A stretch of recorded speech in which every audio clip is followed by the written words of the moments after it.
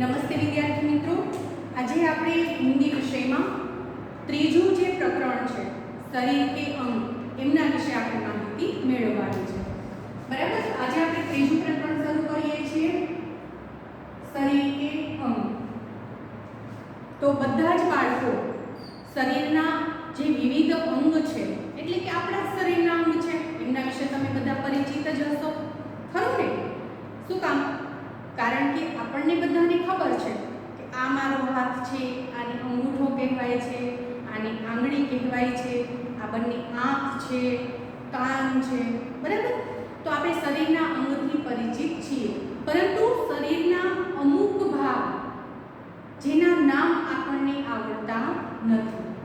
બરાબર, તો એ બધા જ અંગના નામ આપણને આવડે એના માટેથી આપણને અહીંયા હિન્દીમાં શરીર કે અંગ એ પ્રકરણ આપણે ભણવાનું છે.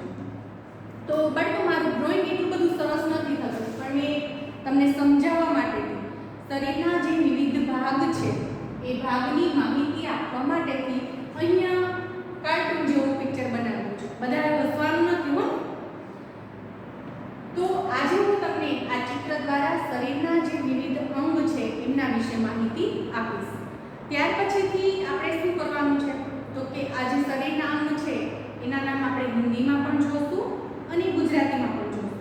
બરાબર, તો પહેલી चित्र देखिए और शरीर के अंगों के नाम पढ़िए.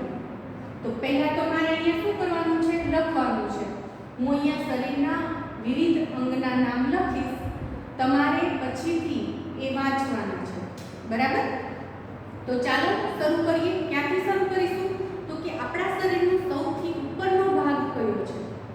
તો પહેલા તો આપણને એ ખબર હોવી જોઈએ કે આપણા શરીરના 3 ભાગ પાડવામાં આવ્યા છે: માથું, હાથ, પગ અને ધડ. બરાબર, કેટલા ભાગ છે આપણા શરીરના? 3 ભાગ છે. શરીરના 3 ભાગ પાડવામાં આવ્યા છે. ક્યાં ક્યાં છે? તો સૌથી ઉપરનો ભાગ, આપણા શરીરનો સૌથી ઉપરનો ભાગ શું આવશે? માથું.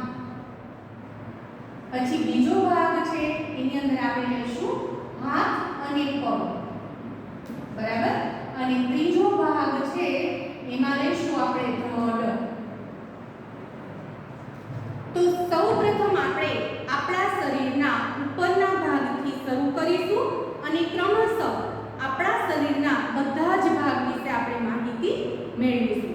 બરાબર, તો ચાલો સૌપ્રથમ હું તમને આપણા શરીરનો સૌથી ઉપરનો ભાગ અને પહેલો ભાગ, તો એ છે આપણું માથું. શું છે? માથું. એની હિન્દીમાં શું કહેવાય છે? તો બાજુમાં હું હિન્દી શબ્દ લખું છું, એનો સિર. સિર એટલે માથું. પછી આ જે મેં બ્લેક લાઈન બનાવી છે, તો આને આપણે શું કહીશું? તો એ છે આપણા માથાના વાળ. શું છે? વાળ. એને હિન્દીમાં શું કહેવાય છે? તો એને હિન્દીમાં આપણે કહીશું બાલ. શું કહીશું બાળકો? વાળને હિન્દીમાં બાલ કહેવામાં આવે છે. ક્લિયર? પછી આવે છે કાન. કાનને હિન્દીમાં પણ કાન જ કહેવાય છે. કાન માટે હિન્દીમાં કોઈ અલગ શબ્દ નથી. હવે બધાને એક જ માથું હોય છે. બરાબર, માથું એક હોય છે, જ્યારે કાન 2 હોય છે. પછી આવે છે આંખ.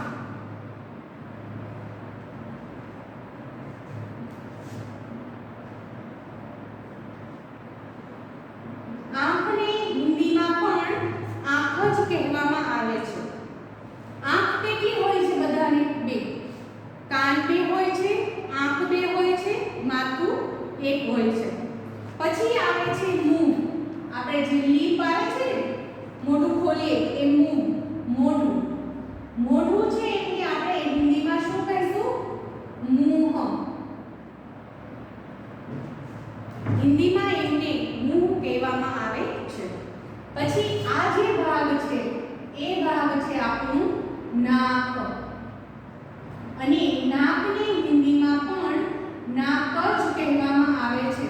હિન્દીમાં નાક માટે કોઈ અલગ શબ્દ નથી. પછી આવે છે અંગૂઠો. આપણો પંજો છે હાથનો, પોચો જેને કહીએ છીએ આપણે, બરાબર? તો એમાં આ છે અંગૂઠો. અંગૂઠાને હિન્દીમાં અંગૂઠા જ કહેવામાં આવે છે. અંગૂઠા માટે હિન્દીમાં અંગૂઠા શબ્દ જ આપેલો છે. પછી આ જે ભાગ છે એમને આપણે કહીશું હાથ. હાથ માટે હિન્દીમાં હાથ શબ્દ છે, અને ઘણી વખત એમને કર પણ કહેવામાં આવતું હોય છે, પરંતુ આપણા પાઠ્યપુસ્તકની અંદર હાથ માટે હાથ શબ્દ જ આપેલો છે, માટે આપણે હિન્દીમાં પણ હાથ જ કહીશું. પછી આ ચાર જે ભાગ દેખાય છે નાના નાના, જેને આપણે આંગળી કહીએ છીએ. ગુજરાતીમાં શું કહીએ છીએ? આંગળી.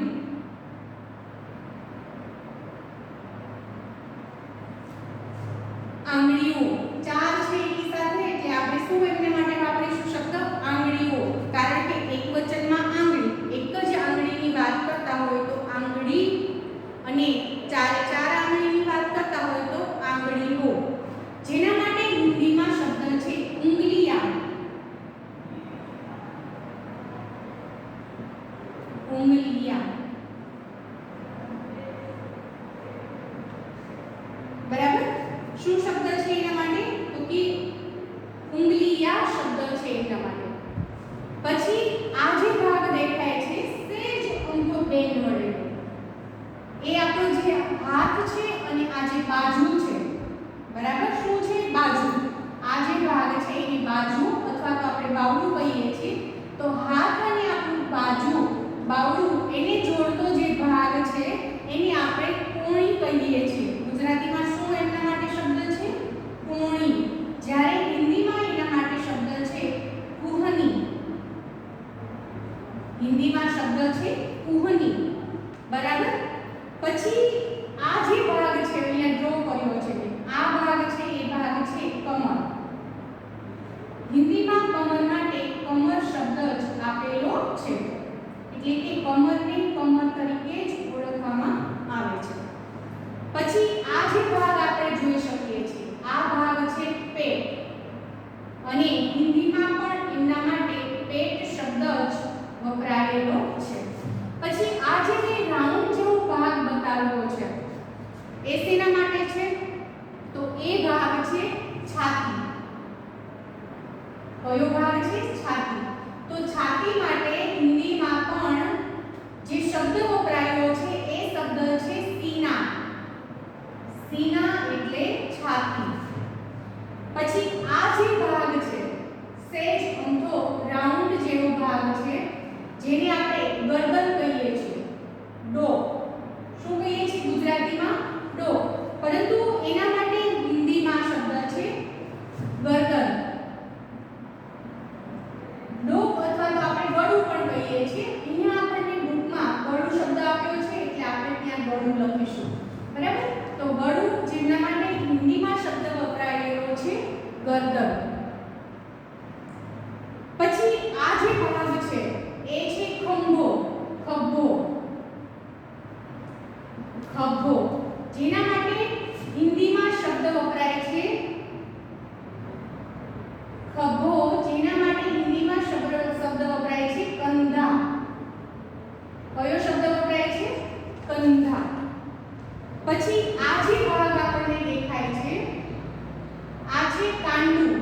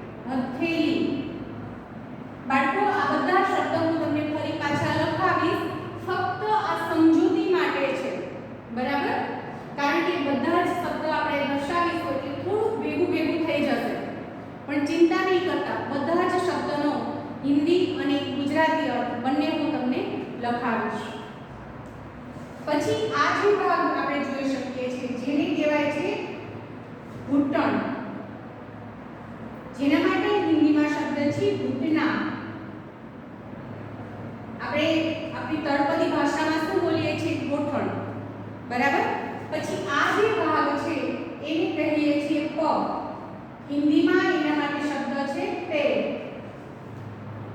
અને આ જે ભાગ છે એને કહીએ છીએ આપણે એડી, અને હિન્દીમાં પણ એના માટે એડી શબ્દ જ વપરાય છે.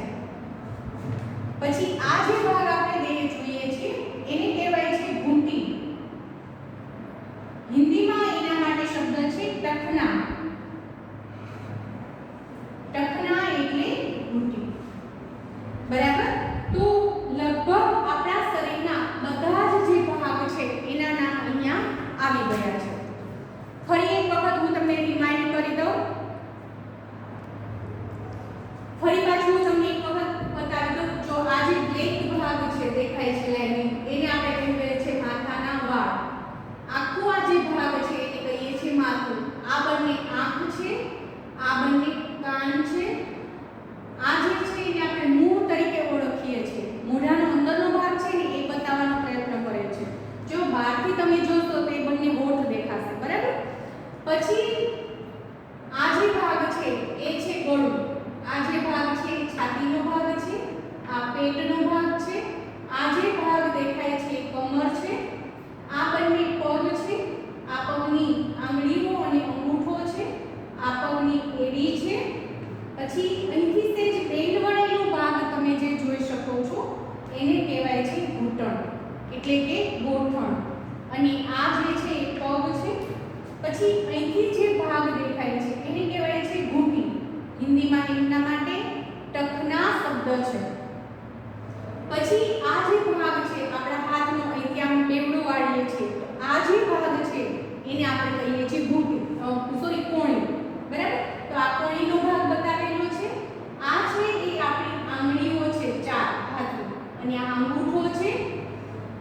પછી આ જે ભાગ બતાવ્યો છે કાંડું છે, અને આ ભાગ જે બતાવ્યો છે એ ખભાનો ભાગ છે. તો ચિત્ર દ્વારા આપણે આપણા શરીરના જે વિવિધ ભાગ છે એમના વિશે માહિતી મેળવી. હવે હું તમને શરીરના વિવિધ ભાગ છે કહેતી જઈશ. તમારી સામે ઊભી છું અને હું તમને બતાવતી જઈશ એક એક ભાગ. બરાબર. તમારે ધ્યાનથી જોવાના છે અને યાદ રાખવાના છે. તો બધા બાળકો છે એ વ્યવસ્થિત હું જે બધા શરીરના ભાગ બતાવું એ જોતા જાય અને સમજતા જાય. આ છે માથું. બરાબર. શું છે? માથું. અને આ જે બ્લેક દેખાય છે એ છે આપણા માથાના વાળ. હવે આ જે ભાગ છે એને કહેવાય છે કપાળ. આ જે બંને બ્લેક કલર છે એ છે આપણી આઈબ્રો. પછી આ બંને આંખો છે, અને આંખ પર જે આ બ્લેક કલરના વાળ છે એને કહેવાય છે પાંપણ. આ બંને આપણા કાન છે, આ આપણી લીપ છે, અંદર આ દેખાય છે તે દાંત છે, જીભ છે, આ આપણું ગળું, ડોક અથવા ગરદન. આ જે ભાગ છે એ ખભો કહેવાય છે. આ આપણા હાથ છે. હવે આ જે ભાગ છે હાથનો એને આપણે બાજુ અથવા બાવડું કહીએ છીએ, અને આ ભાગને હાથ તરીકે જ ઓળખીએ છીએ. હવે આ ભાગ અને આ ભાગ એ બંનેને જોડતો અહીંયા સાંધો હોય છે, જેને આપણે કોણી તરીકે ઓળખીએ છીએ. એ સાંધો કેવો છે? જુઓ, ફ્લેક્સિબલ. આપણે વાળીએ છીએ તો વળી જાય છે. બરાબર. તો એ સાંધો કેવો છે? આપણે દરવાજો હોય તો દરવાજો ખોલવો હોય તો ખુલે, ને બંધ કરવો હોય તો બંધ થાય. શું કામ? એમાં એક ચાકડો મારેલો હોય છે. એ ચાકડો એ રીતે મારેલો હોય છે કે જે ખોલ બંધ કરી શકાય. તો એવું આપણે કહી શકીએ કે આપણો આ ચાકડો છે. બરાબર. કોણી છે, જેથી કરીને હાથ લાંબો પણ કરી શકાય છે, બેન્ડ પણ વાળી શકાય છે. આ ભાગ છે આપણી હથેળી છે. આ હાથનો અંગૂઠો છે, આ 4 આંગળી છે. બરાબર. આ પહેલી આંગળી છે, આ વચ્ચેની આંગળી છે, આ ત્યાર પછીની બાજુની આંગળી જેને આપણે ચાંદલો કરવા માટે ઉપયોગમાં લઈએ છીએ, અને આ આપણી ટચલી આંગળી છે, અથવા આને આપણે તર્જની તરીકે પણ ઓળખીએ છીએ. બરાબર. અને આ જે આંગળી છે એને આપણે અનામિકા આંગળી તરીકે પણ ઓળખીએ છીએ. તો કઈ કઈ કઈ? આ અંગૂઠો છે, આ પહેલી આંગળી છે, આ અનામિકા છે, એને કોઈ નામ નથી આપેલું, આ તર્જની છે, અને આ ટચલી છે. ખાસ યાદ રાખવાનું છે અંગૂઠો અનામિકા, એનું કોઈ નામ નથી આપેલું, વચ્ચેની આંગળી કહીએ અથવા અનામિકા. આ છે એ તર્જની છે, તર્જની આંગળી, અને આ છે આપણી ટચલી આંગળી. રાઈટ? આ જે ભાગ છે એ છાતીનો ભાગ કહેવાય છે. આ ભાગ જે છે એ આપણી કમરનો ભાગ છે. ત્યાર પછીથી આપણા શાખળનો ભાગ આવશે. પછી આ જે ભાગ છે જ્યાંથી આપણે પગ બેન્ડ પણ વાળી શકીએ એ ગોઠણનો ભાગ આવશે. બરાબર? ત્યારથી નીચે પગ અને પગના બંને પંજા, પગના બંને અંગૂઠા અને એમની ચાર ચાર આંગળીઓ. બરાબર? તો આ રીતે આપણા શરીરના બધા જ અંગો વિશે મેં તમને માહિતી આપી છે. શરીરના મુખ્ય 3 ભાગ પાડવામાં આવે છે: માથું, હાથ અને પગ અને ધડ. બરાબર? તો શરીરના 3 ભાગ છે: માથું, હાથ, પગ અને ધડ. રાઈટ? એટલે સુધી ક્લિયર? હવે હું તમને બધા જ આપણા શરીરના જે અંગ છે એના હિન્દી શબ્દ અને ગુજરાતી શબ્દ લખાવતી જાય, જે તમારે તમારી નોટબુક ફેર નોટ જે બનાવવાની છે આપણે એની અંદર તમારે લખવાના રહેશે. બરાબર? તો એ બધા છે એ નિરાતે લખી લેજો. તો પહેલા તો હું બોર્ડ વર્ક કરીશ, બોર્ડની અંદર એ બધા શબ્દ લખીશ અને પછી તમારે એ શબ્દ તમારી ફેર બુકમાં લખવાના રહેશે.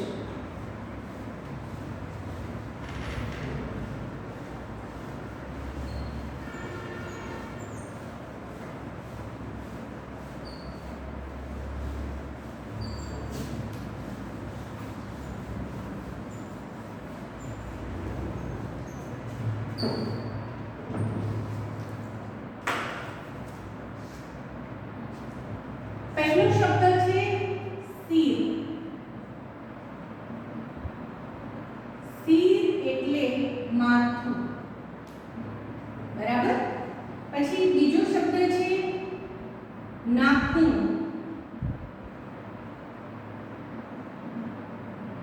નાખૂન એટલે નખ. આપણી જે આંગળી છે ને એમાં જે ભાગ દેખાય છે એને આપણે નખ તરીકે ઓળખીએ છીએ. બરાબર? પછી જીભ. જીભ માટે ગુજરાતીમાં જીભ, હિન્દીમાં જીભ. પછી આવે છે કલાઈ.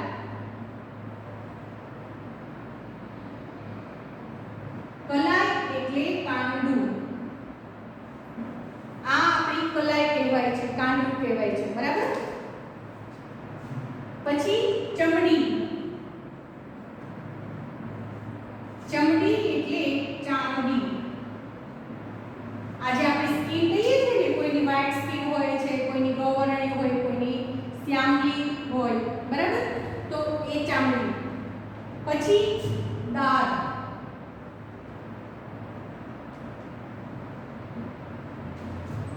દાઢ એટલે દાઢ. પછી પેર. પેર એટલે પગ.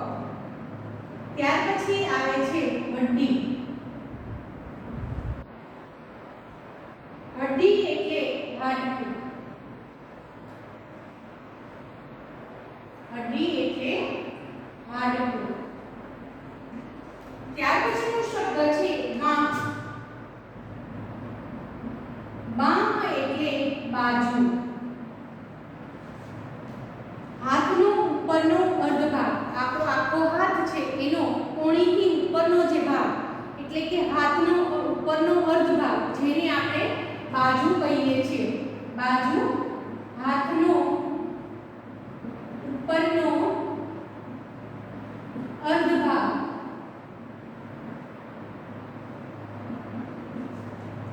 ત્યાર પછી ઓઠ. ઓઠ એટલે હોઠ. બરાબર? તો અહીંયા મેં તમને હિન્દી અને બાજુમાં એને ગુજરાતીમાં શું કહેવાય છે બંને લખ્યું છે. આ તમારે તમારી ફેર નોટની અંદર લખી લેવાનું છે. ચાલો બધા લખી લેજો. જ્યારે આપણે વિડિયો લેક્ચર જોઈએ ત્યારે સાથે સાથે નોટબુક, પેન્સિલ, આપણું જે પાઠ્યપુસ્તક છે તે પાઠ્યપુસ્તક એ બધું સાથે રાખીને બેસવાનું છે, જેથી કરીને આપણે જે લખવાનું થતું હોય તે આપણે સાથે સાથે લખી શકીએ. ચાલો બધા લખી લેજો.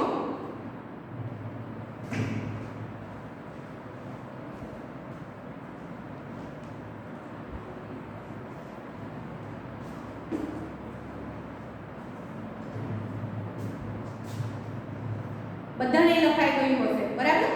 તો આજનો જે આપણો લેક્ચર છે તેમાં આપણે અહીંયા સુધી રાખીશું અને નેક્સ્ટ લેક્ચરની અંદર આ ત્રીજું જે આપણું પ્રકરણ છે શરીર કે અંગ, એમનું જે સ્વાધ્યાય છે, સ્વાધ્યાયના જે પ્રશ્ન છે એ પ્રશ્ન વિશે આપણે જોશું, બરાબર? ચર્ચા કરીશું. એમાં પણ બીજું કંઈ ખાસ નથી. હિન્દી શબ્દ છે એને ગુજરાતીમાં લખવાના છે, શરીરના જે અંગ છે હિન્દીમાં નામ આપ્યા હોય તો ગુજરાતીમાં લખવાના છે, ગુજરાતીમાં નામ આપ્યા હોય તો હિન્દીમાં લખવાના છે, બરાબર? બીજું કંઈ ખાસ એની અંદર છે નહીં. અને તમને જે ઇન્ફો મટીરિયલ્સ આપ્યું છે એમની અંદર પણ એનો સમાવેશ થઈ જાય છે, બરાબર? તો